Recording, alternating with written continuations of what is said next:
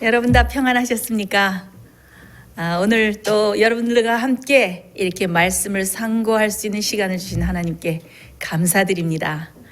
저는 때때로 우리가 섬기는 하나님에 대해서 깊이 숙고해 볼 때에 정말 너무나 마음에 감사함이 넘칩니다. 정말 놀라우신 하나님이다. 영어로 말하면 awesome God. 정말 놀랍고 멋지신 하나님이시다라는 그런 생각이 저의 가슴을 가득 채웁니다. 하나님은 참 여러 가지 면을 지니셨습니다. 그렇죠? 우리가 보면은 그 광대한 우주, 우리가 그 우주에 대해서는 뭐 말하면 정말 한 시간, 몇 시간이 지나도 정말 시간이 모자랄 정도로 그 태양계와 은하계와 그 수천 수억의 그 별들, 그런 별들과 우주를 운행하시는 그 하나님의 그 위대하신 모습이 나타나 있죠. 에스겔 1장과 10장을 보면은 거기에는 그 하나님의 그 위엄 있는 보좌가 그 에스겔이 본 이상 중에 나타나 있는데, 보면은 멀리서 구름 같은 게 오는데, 폭풍우 같은 구름이 오는데 번쩍거리고 거기에 살아있는 움직이는 하나님의 보좌가 있고, 그 보좌는 어떻게 해요? 남보석을 깔아놓은 듯이, 우리 한국말 하면 sapphire 그러는 거죠. 파란 보석, 또 녹버섯, 무지개가 나오고 거기에 정말 찬란하게 빛나는 그 하나님께서 보좌에 앉아 계시고, 거기에 그룹들이 있고 네 생물이 있는데, 그 네 생물 밑에는 뭐가 있습니까? 바퀴 안에 바퀴가 복잡하게 얽혀 있는 것 같은데, 그 바퀴가 사면으로 행하는데 그 바퀴 밑에 무엇이 있습니까? 사람의 손과 같은, 신의 손과 같은 그런 손의 형상이 나타나는 것을 볼 수가 있습니다. 그 손이 무엇입니까? 그 손은 바로 온 천하 만국과 온 제국의 흥망성쇠, 나라들의 일어섬과 나라들의 패함을 다 주관하시고 온 우주 만물과 천지 만물과 천하 제국을 다스리시는 위대한 하나님의 그 모습이 나타나 있습니다. 그런데 또 한편으로는 또 예수님께서 이 땅에 오셨을 때 하나님 아버지의 성품과 하나님 아버지의 모습을 투영하시기 위해서, 반사하고 보여주시기 위해서 오셔서 예수님께서 나타나셨던 그 모든 면에는 정말 또 다른 모습이 나오는 것을 볼 수가 있습니다. 어떤 모습입니까? 너무나 섬세하시고 너무나 자상하시고 너무나 부드럽고 사랑과 자비와 용서가 많으신 그런 하나님의 모습을 볼 수가 참 있습니다. 제가 그 Steps to Christ라는 그 영감의 말씀의 13페이지에 보면은 예수님께서 얼마나 아름다운 모습을 지니셨는가, 어떤 아름다운 성품을 지니셨는가, 참 좋은 말씀이 있습니다. 그래서 나누고 싶습니다. 예수께서는 진리의 말씀을 하나라도 숨기지 않으시고 항상 사랑으로 말씀하셨다. 그는 사람들과 교제하실 때에 크신 지혜를 가지고 주의 깊고 친절한 태도로 하셨다. 무례하지 아니하시고 가혹한 말을 함부로 하지 아니하시고 감정이 예민한 사람들을 쓸데없이 상심케 하지 않으셨다. 그는 사람들의 약점을 비난하지도 않으셨다. 그는 진리를 말씀하시되 항상 사랑으로 하셨다. 그는 외식과 불신과 불의를 단연히 견책하셨다. 그러나 그가 그렇게 심한 견책을 하실 때마다 그의 말씀에는 눈물이 섞여 있었다. 얼마나 놀랍고 아름다운 말씀입니까? 그렇게 광대하고 위대하고 정말 위엄이 있으신 하나님의 모습, 그러나 어떻게 해요? 그 하나님 아버지의 그 사랑을 예수님이 나타내셨는데 어떻게 해요? 어린아이들을 무릎에 앉히시고 그 순진한 어린이들이 꽃을 꺾어서 예수님께 갖다 바치면은 그 향기를 맡으시면서 기뻐하시던, 자상하고 섬세하고 부드럽고 온유와 동정이 많으신 예수님, 이렇게 하나님의 모습은 여러 면이 있습니다. 우리가 이렇게 여러 면의 하나님의 성품의 그 또 많은 면들을 보면서 우리 그리스도인들도 어떻게 해야 됩니까? 성령의 그 역사하심에 따라서 우리도 이렇게 그리스도인들이 여러 면을 지닌 사람들이 돼야 됩니다. 이렇게 아름다운 성품을 지닌 그런 그리스도인이 돼야 되겠습니다. 여기에 보면은 그 아름다운 그 주님의 그 형상, 또 하나님의 그 성품에 대해서 이 성경에는 여러 말씀이 나와 있는데 욥기 5장 18절에 보면 하나님은 아프게 하시다가도 싸매시며 상하게 하시다가도 그 손으로 고치시나니. 또 시편 147편 2절로 4절로 보면 여호와께서 예루살렘을 세우시며 예루살렘에 흩어진 자를 모으시며, 그 다음에 뭐가 나오냐면 상심한 자를 고치시며 저희 상처를 싸매는도다. 상심한 자를 고치시고 저희의 상처를 싸매시는 하나님이신데 또 어떤 하나님이신가? 저가 별의 수요를 계수하시고 그 수천억이나 되는 별의 어떻게? 숫자를 다 알고 계신단 말이에요. 그리고 저희를 다 이름대로 부르시는도다. 여러분, 정말 이 광대한 우주의 별들의 이름을 다 기억하고 그 별들의 숫자대로 불러내시는 하나님께서 어떻게 해요? 그 광대한 우주 속에 보이지도 않는 작은 점 같은 지구, 그 지구에서도 보이지도 않는 그 지구 속에 어떤 한 사람이 상심을 해서 그 상처를 가지고 있을 때 그 상처를 어떻게 해요? 싸매고 치료하시는 분이에요. 그럼 어떻게 해요? 우리가 그 광대한 우주를 보다가 마치 망원경으로 보다가 어떻게 해요? 줌인을 빨리 클로즈업해서 현미경으로 보듯이 그 광대한 우주의 별과 그 보이지도 않는 지구의 한 인간의 상처, 이게 얼마나 큰 대비입니까? 그렇죠? 마치 망원경에서 현미경으로 쫙 줌인해서 들어오는 것 같지 않습니까? 네. 그 다음에 이사야 42장 2절로 3절에는 이런 말씀이 있습니다. 그는 외치지 아니하시며 목소리를 높이지 아니하시며 그 소리로 거리에 들리게 아니하며 상한 갈대를 꺾지 아니하며 꺼져가는 등불을 끄지 아니하시고 진리로 공의를 베풀 것이며. 아주 유명한 말씀이죠. 그래서 많은 사람들이 기도할 때 이 아름다운 구절을 많이 인용을 합니다. 그런데 여러분, 상한 갈대, 이리저리 흔들리는 연약한 갈대, 근데 나무도 아니고 갈대인데 또 어떤 갈대예요? 상한 갈대, 성한 갈대가 아니고 상한 갈대. 근데 어떻게 해요? 그 상한 갈대를 꺾지 않으시는 자비로운 하나님의 모습이 나타나 있죠. 그 다음에 꺼져가는 등불을 끄지 않으시고, 여러분, 기름이 다 떨어지고 심지도 다 메말라서 다 불이 깜빡 빛을 내지 못하는 그 등잔 등불, 얼마나 쓸모가 없습니까? 이것은 마치 우리가 영적으로 완전히 메말라서 빛을 비추지 못하는, 영적으로 아주 연약하고 메마른 상태에 있는 인간을 표시하는데 어떻게 해요? 꺼져가는 등불을 끄지 아니하시는 하나님, 얼마나 자비롭고 은혜로우신 하나님이십니까?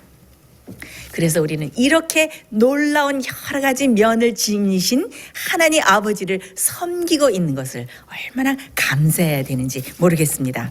오늘 저는 여러분들과 함께 이렇게 인간을 불쌍히 여기시고 인간의 상처를 싸매시고 완전히 죽어가는 인간을 어떻게 힐링하시고 살리시는지, 우리를 고치시는 그 놀라운 하나님 아버지의 자비와 사랑을 그대로 반영하고 나타내신 예수 그리스도의 어떤 힐링 스토리를 몇 가지 여러분들과 나누면서 우리 예수님에 대해서, 하나님 아버지에 대해서 더 깊이 숙고해보는 그런 시간을 가지고자 합니다. 여러분, 저와 함께 마가복음 2장 1절로 3절을 펴시겠습니다. 마가복음 2장 1절로 3절입니다. 수일 후에 예수께서 다시 가버나움에 들어가시니 집에 계신 소문이 들린지라 많은 사람이 모여서 문 앞에도 용신할 수 없게 되었는데 예수께서 저희에게 도를 말씀하시더니. 자, 지금 예수님께서 어디 계십니까? 가버나움에 계십니다. 가버나움에 계시는데 이 가버나움은 예수님의 고향으로 잘 알려져 있습니다. 예수님께서 그 선교 여행과 여러 가지 그 전도 여행을 하시는 막간에는 어디에 사셨습니까? 가버나움에 사셨습니다. 그래서 가버나움이 예수님의 제2의 고향으로 알려져 있습니다. 그리고 거기서 특별히 어떤 일이 일어났습니까? 왕의 신하의 아들, 아들 그 열이 막 나고 죽게 되었을 때 예수님이 고쳐주셨죠. 그래서 이 가버나움에는 예수님의 그 이적의 소문과 예수님의 소문을 듣고 많은 사람들이 예수님을 따르고 있었습니다. 그래서 예수님께서 그렇게 놀라운 기적을 행하시고 병자를 고치시는 그 동정이 많으신 구세주가 메시아가 계신 것을 그들이 너무나 기뻐하고 흥분하면서 예수님께서 가버나움에 회당에 들어가시면 정말 발 들여놓은 틈도 없이 많은 사람들이 예수님을 따랐던 것을 알 수가 있습니다. 자, 어느 날 예수님께서 신학자들에 의하면 이게 베드로의 집이라고 말하고 있습니다. 가버나움에 베드로의 집에서 가르치고 계셨습니다. 거기에는 사람이 용신할 수 없이 많은 무리가 있었다고 그랬죠. 거기에는 어떤 무리들이 있었습니까? 참 제가 이 성경 말씀과 영감의 글들을 보면서 참 마음 아픈 것은 예수님께서 가신 곳마다 많은 정탐꾼들이 그 스파이들이 따라다녔어요. 어떻게 해서 꼬투리를 잡아서 예수님을 죽일 수 있을까? 예수님을 거꾸로 트리고 멸망, 파멸시킬 수 있을까? 그래가지고 이때도 많은 정탐꾼들이 갈릴리와 유대와 멀리 예루살렘으로부터 많은 정탐꾼들이 왔어요. 그래서 물론 그 당시에 예수님의 말씀을 듣고자 하는 그 제자들이 예수님의 그 말씀을 하나라도 놓치지 않기 위해서 어떻게 합니까? 예수님 가까이에 있고 그다음에 정탐꾼들이 많이 와 있고 교법사들도 와 있고 바리새인들도 와 있고 그다음에 어떻게 합니까? 예수님에 대해서 열심을 가진 자, 또 경건한 자, 또 호기심을 가진 자, 또 설마 하면서 불신의 마음을 가진 자들이 가득 찬 거예요. 가득 차 있는데 거기서 예수님께서 뭐를 말씀하셨다고 그랬습니까? 도를 말씀하시더니. 자, 여기에 도가 무엇인가 보면은 영어로 보면 he preaches the word 하고 돼 있어요. word. 자, 이 word가 요한복음 1장 1절 참 유명한 말씀 나오죠. 태초에 말씀이 계시니라. 이 말씀이 하나님과 함께 계셨으니 이 말씀 곧 하나님이시라 해가지고 이 word는 뭔가 하면은 로고스예요. 로고스. 진리 자체 대신 말씀 자체 대신 예수님. 그래서 요한복음에 보면 예수님 이 로고스를 뭐라고 말했습니까? 이분은 참 말씀이고 진리이고 생명이고 빛이고 이렇게 쭉 나오죠. 요한복음 1장 여러분들 보시면은.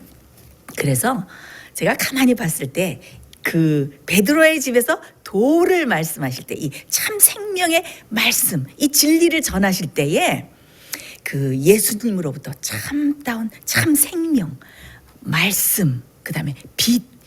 예수님은 뭐라 그래요? 우리가 구약에 보면 치료하는 광선이 나온다 그랬잖아요. 예수님으로부터 치료하는 광선, 새 생명, 참 빛, 진리가 이렇게 예수님으로부터 쫙 나오고 있었어요. 많은 사람들이 그 빛의 그 생명의 그 진리에 어떻게 돼? 노출돼 있었어요. 그런데 그 많은 사람들이 다 예수님의 빛을 받았을까요? 다 받았을까요? 아닙니다. 어떤 사람들만 받았을까요? 여러분, receptor라는 게 있어요. receptor. 그것은 뭐냐면 어떤 것을 받아들이는 수용체라고 할 수 있어요. 수용기. 어떤 것을 받아들이는 어떻게 보면 안테나라고 할 수 있죠. 안테나.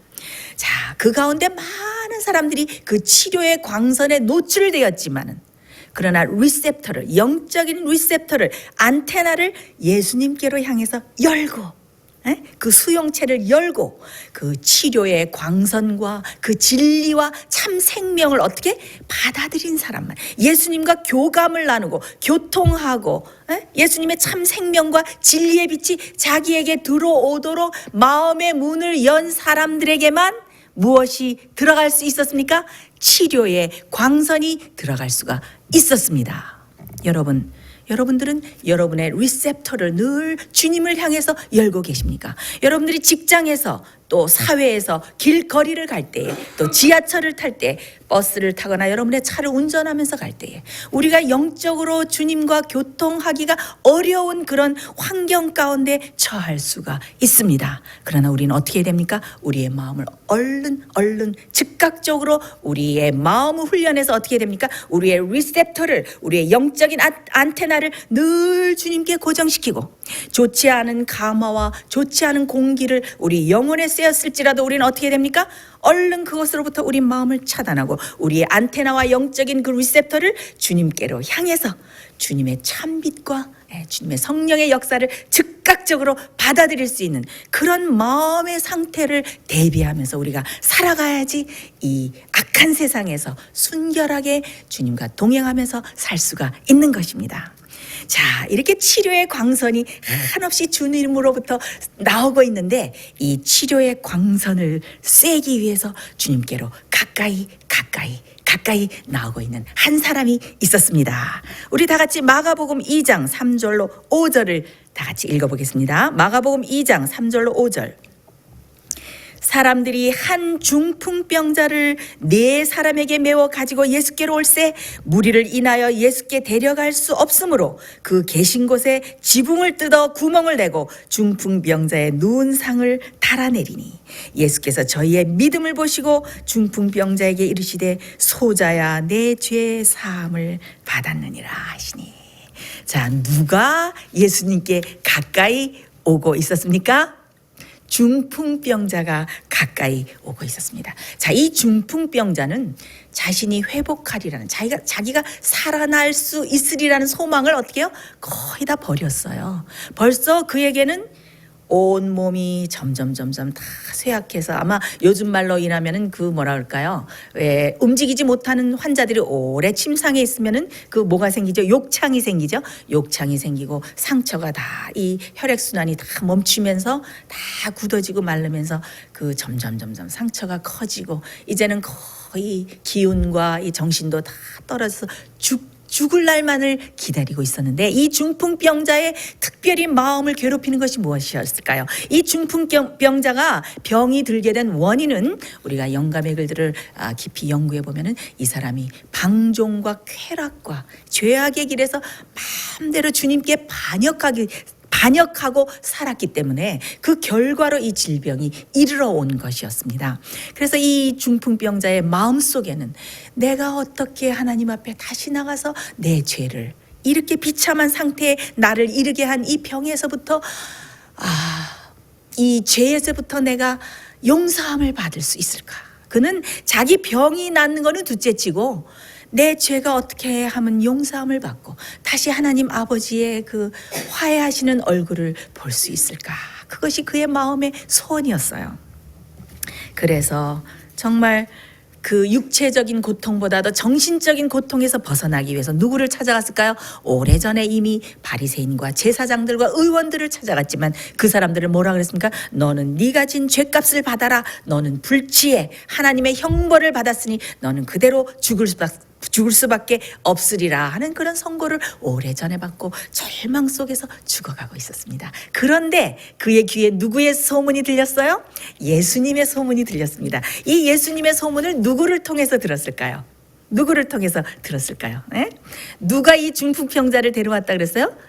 4사람의 친구가 데려왔잖아요. 아마 친구들이 예수님의 이야기를 전해줬을지 모르겠습니다.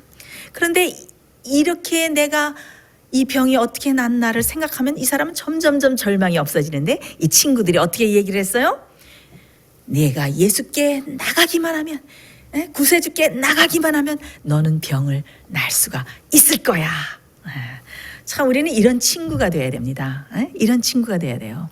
영적으로 다른 사람을 격려하고 용기를 주고 그가 점점점 절망과 낙심과 슬픔의 상태로 들어갔을 때 그가 영적으로 죽게 됐든지 정신적으로 피폐돼서 죽게 됐든지 또 육체적으로 질병이 들었든지 그에게 어떻게 해요? 용기를 주고 격려하고 주님의 소식을 전해주면서 내가 살 수 있다는 것을 전해줄 수 있는 그런 복음의 소식을 전하는 그런 친구 같은 이런 사람들이 돼야 될 것입니다. 나중에 이 중풍병자가 고침을 받는데 여러분들 그 예수님이 하신 말씀에 보면은 저희의 믿음을 보시고라고 죄를 사해 준 것을 알 수 있는데 저희의 믿음이 누구의 믿음이었어요? 저희의 믿음, 친구들의 믿음이었어요. 놀라운 믿음의 소유자였죠. 참 이 중풍병자가 참 축복스럽게도 누구를 가지고 있었어요? 믿음 있는 친구들을 가지고 있었습니다. 자, 그래서 이렇게 열심히 이 들것에다 맸겠죠. 움직이지 못하는 이 중풍병자를 데리고 왔는데 와서 보니까 어떻게 됐어요? 와서 보니까 용신을 할 수가 없어. 그 뜻은 무엇이에요? 용신할 수가 없다. 어떻게 뚫고 들어갈 수가 없었어요. 너무 사람들이 많아서. 근데 제가 참 이 무리들을 보면서 저는 참 이상한 마음이 들었어요.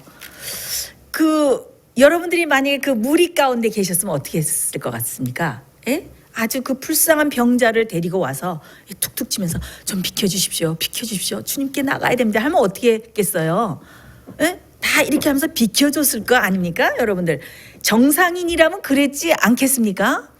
근데 제가 거기에 서 있는 무리들을 보면서 그 무리들이 거의 동정이나 사랑을 나타냈다는 기록이 없지 않습니까? 오죽하면 뚫고 들어가려 그러다가 불가능해서 어디로 갔어요? 지붕으로 올라간 거예요. 제가 이것을 보면서 제 마음속에 이것이 이렇게 예수님을 가로막고 예수님을 만나지 못하도록 가로막고 있는 이 무리들이 마치 오늘날의 교회에 있는 신자들의 형편이 아닐까. 많은 사람들이 예수님께로 갈 수 있는 길을 가로막고 있어요. 가로막고 있어요. 많은 사람들은 어떻게 해요? 동정이나 사랑이나 그들의 아픔을 보고 마음이 동하기를 그쳤어요. 이 마지막 말세의 징조가 무엇입니까? 말세의 징조가 디모데후서 3장 2절 5절 보면 사람들은 자기를 사랑하며 돈을 사랑하며 자긍하며 교만하며 회방하며 부모를 거역하며 근데 거기에 뭐가 나옵니까? 무정하며 원통함을 풀지 않으면 무정한 게 들어있어요. 이 사람들이 어떻게 보면 저는 굉장히 무정했다는 생각이 들어요. 많은 사람들이 어떻게 해요? 내가 어떻게 구원을 얻을 수 있을까? 항상 나만 중심이 되어 있잖아요. 내가 어떻게 구원을 받을 수 있을까? 내가 어떻게 교회에서 영향력을 차지할 수 있을까? 내가 어떻게 하면 유리한 고지를 차지할 수 있을까? 내가 사람들에게 어떻게 보일까? 다 나로만 자기를 사랑하며 남을 불쌍히 여기는 마음이 전혀 없었던 것을 볼 수가 있습니다. 제가 이것을 보면서 그 마지막 때에 그 하나님의 살아계신 하나님의 인을 받는 사람들의 그 특징이 어떻게 나와 있습니까?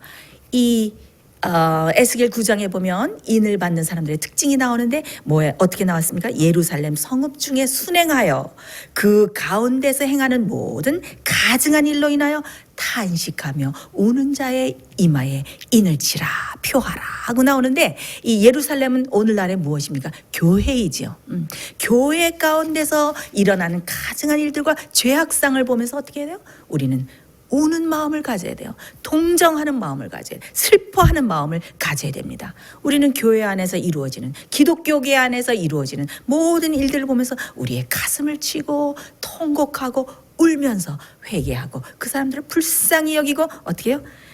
참 그들을 어떻게 하면 하나라도 더 구원할 수 있을까 하는 그런 애타는 영혼에 대한 사랑을 가져야 됩니다. 그 다음에 또 인을 받는 자들의 특징이 무엇입니까? 자기 성품을 볼 때에 자기가 너무 부족하고 허물이 많고 연약한 것을 보고 어떻게 해요? 한없이 자기 자신을 보고 우는 자, 그런 사람이 이마에 인을 받는 것입니다. 그 다음에 우리가 또 무엇을 보고 옵니까? 여러분께서 영감의 글을 공부해 보시면 아시겠지만 우리 이 세상에 오는 모든 악의 조류를 어떻게 막을 길이 없음을 보고 탄식하면서 우는 자의 이마에 인을 치라고 이렇게 그런 말씀이 나오는 것을 알 수가 있습니다.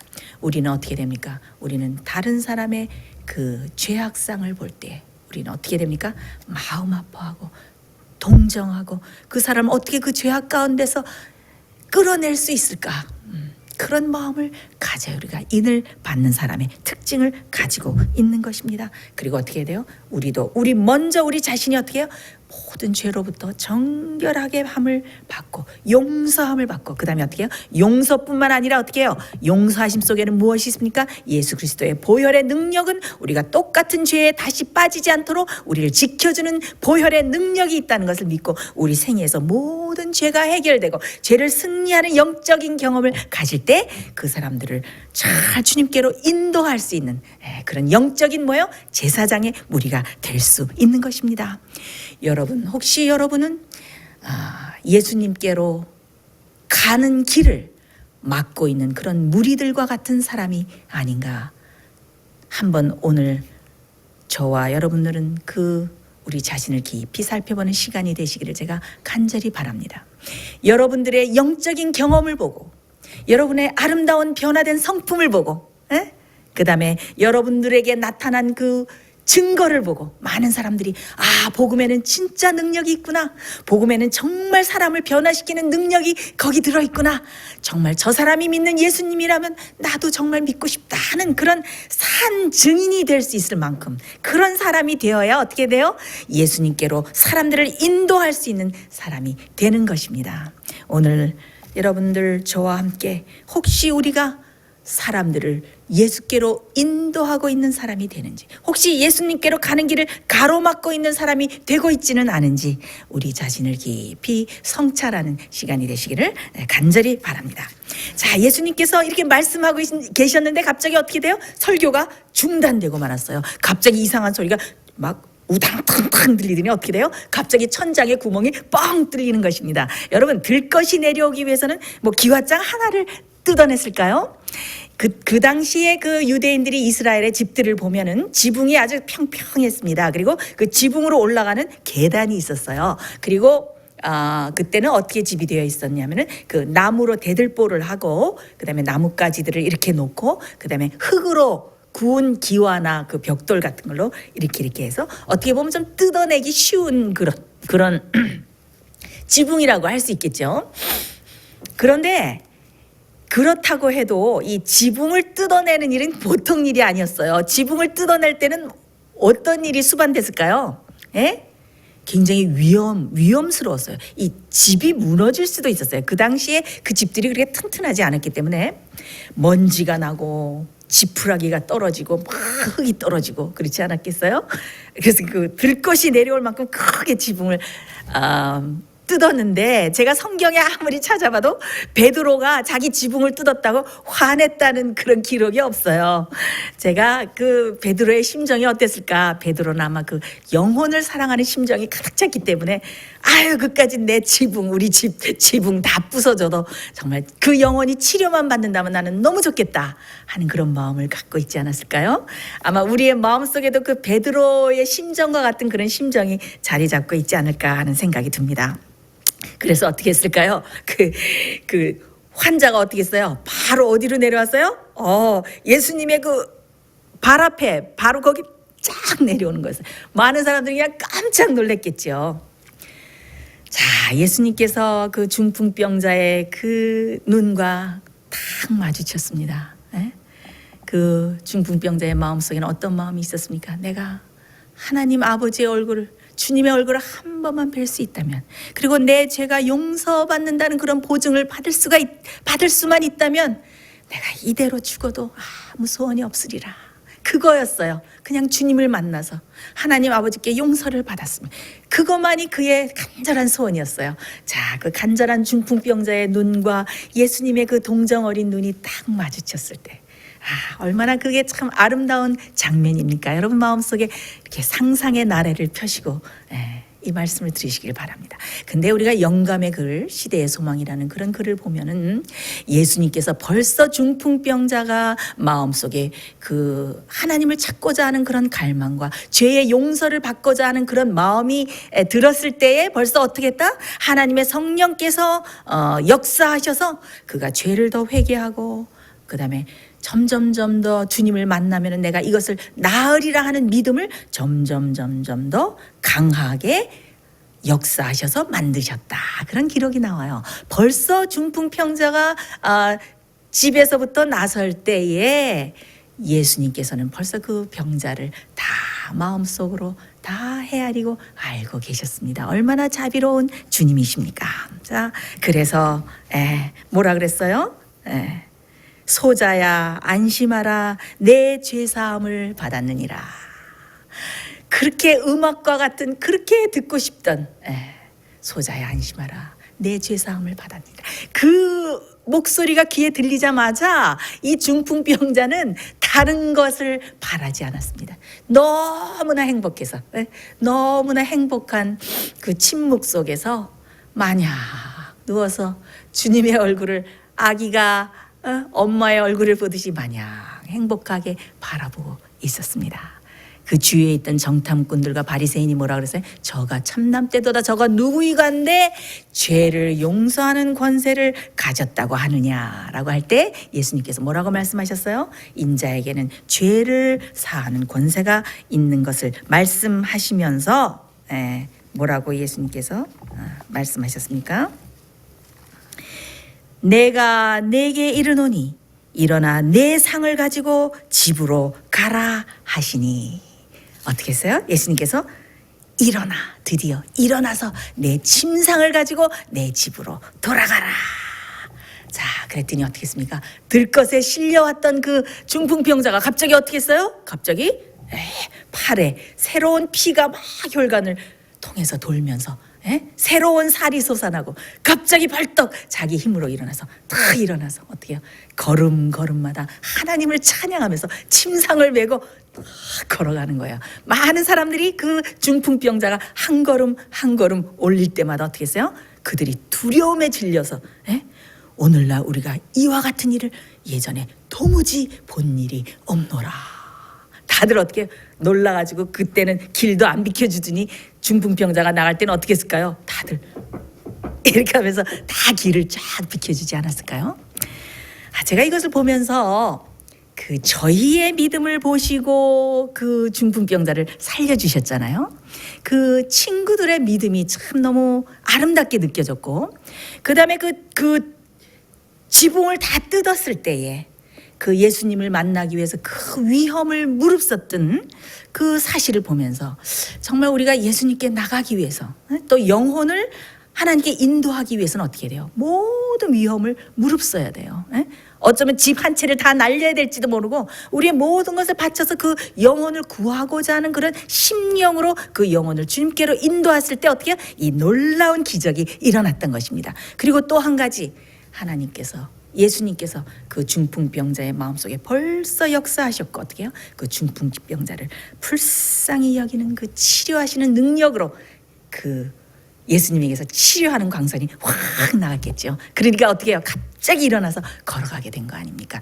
그래서 이렇게 마비됐던 중풍병자가 다시 이렇게 온전한 사람으로 회복될 수 있었던 것에는 마치 창세기 1장 1절에 태초에 하나님께서 천지를 창조하셨느니라 하시니라 할 때 나타났던 그 놀라운 창조의 능력이, 그것과 똑같은 창조의 능력이 거기에 똑같이 임했다는 사실을 우리가 알 수가 있습니다.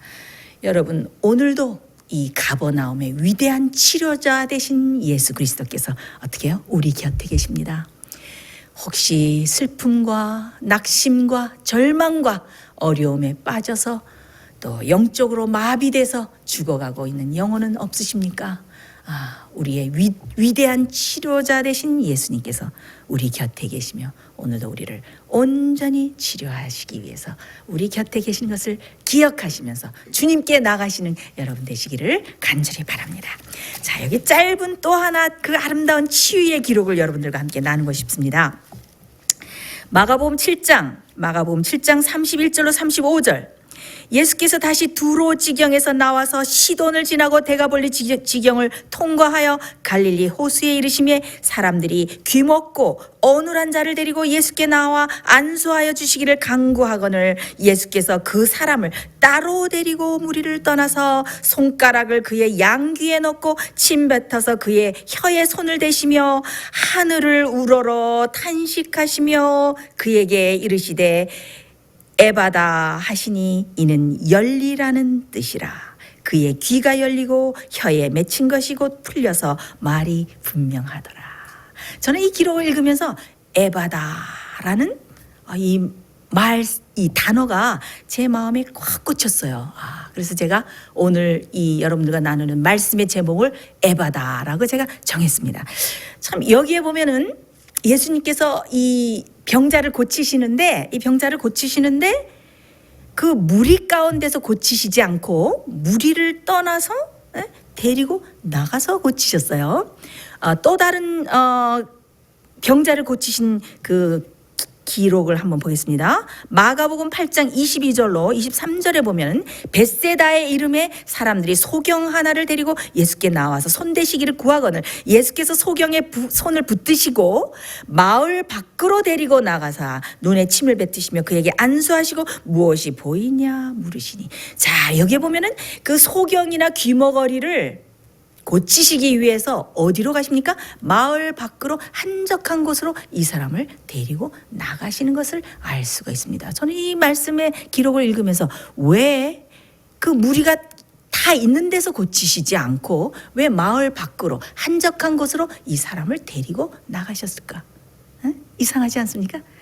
저는 여기서 참 큰 교훈을 얻었습니다. 거기에는 어떤 의미가 숨어 있는가? 우리가 예수 그리스도로부터 예수님으로부터 우리가 고침을 받고 우리가 치유하심을 받고 주님으로부터 우리가 레슨을 받기 위해서는 개인 레슨이 필요한 겁니다. 개인 레슨. 무리가 단체가 다 구원을 얻는 것이 아닙니다. 하나님께서 어떻게 했어요? 주님께서 우리를 한적한 곳으로 따로 데리고 나와요. 예수님께서 여러분을 보실 때 여러분의 정말 고침을 받아야 될 어떤 큰 질병이 또 영적으로 그런 상태가 있는 것을 보실 때 어떻게 하십니까? 예수님께서 여러분들을 조용히 따로 데리고 나가십니까? 조용한 시간에 한적한 곳에 여러분을 두시고 어떻게 해요?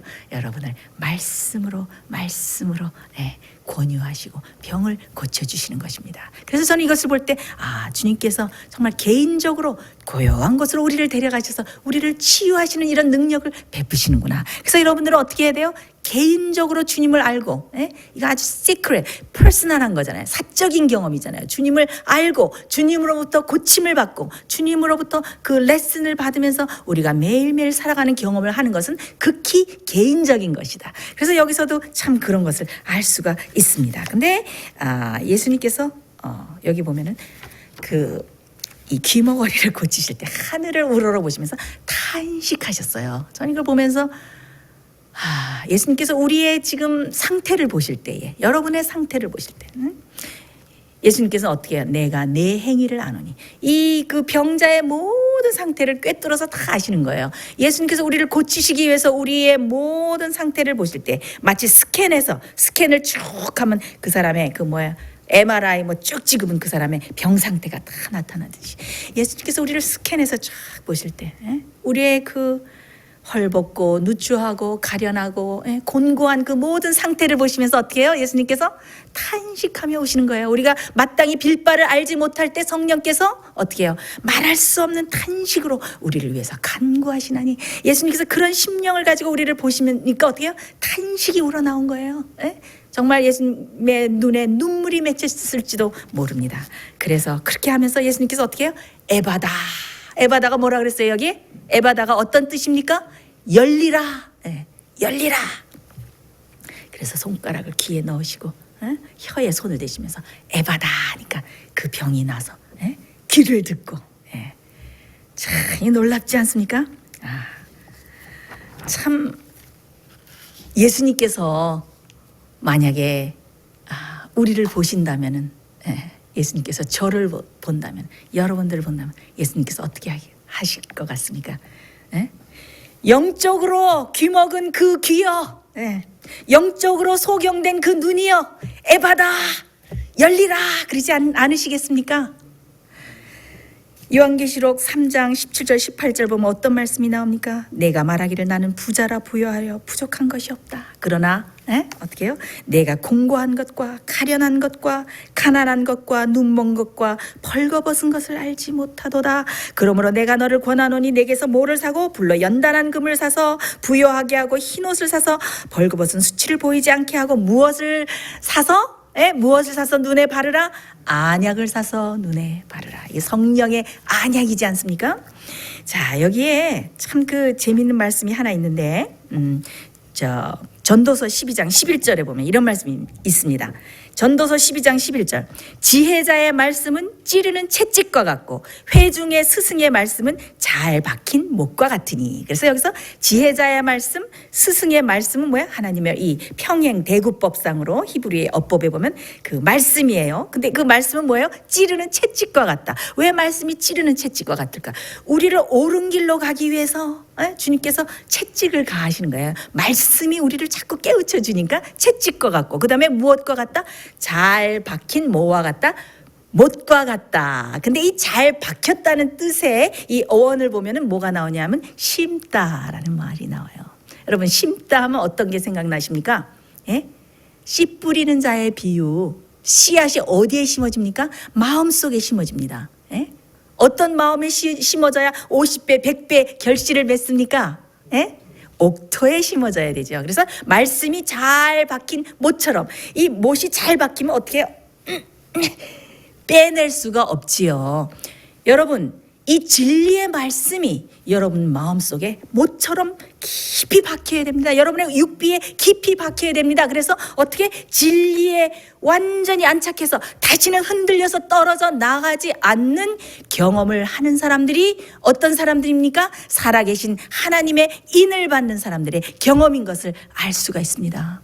여러분, 오늘 예수님께서 찾아오셔서 우리의 상태를 보신다면 어떻게 하시겠습니까? 우리의 곤고하고 가련하고 자기가 무엇을 잘못한지도 몰라. 에? 자기가 어떤 짓을 하나님 앞에 행하고 있는지조차 모르는 그 처참한 형편에 있는 사람을 보시면서 예수님께서 어떻게 하실까요?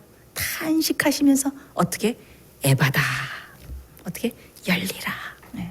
우리가 귀로 주님의 말씀을 잘 듣지만은 진리를 분별하는 귀를 가졌다고 여러분들께서 자부할지 모르지만은, 그러나 그 진리가 우리 속에 들어가서 우리를 성화하고 변화시키는, 그래서 그 말씀에 온전히 순종하는 그 역사가 일어나지 않으면은 그것은 뭐예요? 귀 먹은 귀하고 똑같은 거예요. 귀가 먹은 거하고 똑같은 거예요. 왜? 말씀을 듣고 말씀이 박혔으면 어떻게? 그 말씀대로 순종하고 변해서 따라 나가야 되는 거예요. 그렇게 하지 못할 때는 어떻게 해요? 영적으로 귀머거리 된 거하고 똑같습니다. 그리고 우리 자신을 알지 못할 때 우리는 뭐예요? 영적으로 소경된 사람입니다. 제가 이제 말씀을 마치면서 오늘 우리 곁에는 위대한 치료자 예수 그리스도께서 계십니다. 예수님께서 오늘날 우리에게 오셔서 이 짧은 구원의 날에 은혜 받을 만한 때에 어떻게? 내 자신을 돌아보고 나 앞에 다 나와서 죄를 용서함을 받고 죄를 승리하는 생활을 살아라. 그러면서 뭐라고 말씀하십니까? 에바다. 영적으로 귀머거리 된 귀여 열려라. 영적으로 영안을 떠서 나를 보아라. 그 다음에 어떻게 해요? 바른 말을 하고 사람을 살리는 생명의 말을, 복음의 말을 전하면서 나의 신실한 종이 되어라 라고 말씀하지 않으시겠습니까? 오늘 우리가 이 말씀을 마치면서 정말 주님의 치유의 능력을 경험하고 우리의 영적으로 우리의 귀와 눈과 입이 열려서 하나님의 신실한 종이 돼서 살아나가는 여러분과 제가 되시기를 간절히 바라면서 말씀 마치겠습니다. 우리 다 같이 기도하겠습니다. 하늘에 계시는 자비하신 아버지 하나님, 영적으로 귀멀고 영적으로 소경되고 영적으로 벙어리 된 우리를 불쌍히 여기사 주님께서 오셔서 놀라운 치유의 능력으로 에바다 하시니 우리의 귀가 열리고 눈이 열리고 입이 열릴 수 있도록 이렇게 치유의 기적을 베풀어 주시니 진심으로 감사드리옵나이다. 주여, 오늘 우리의 가련한 상태, 곤고한 상태 그대로 능력과 위대한 치유자 되신 주님 앞에 나오니 주여, 우리를 불쌍히 여기시고 우리를 온전히 치료하여 주셔서 하나님의 왕국에 넉넉히 들어감을 입을 뿐만 아니라 많은 사람들을 복음으로 이끌어서 살리며 구원할 수 있는 훌륭한 주의 백성과 종이 될 수 있도록 우리들을 축복하여 주시옵소서. 살아계신 예수 그리스도의 이름으로 간절히 기도드리옵나이다. 아멘.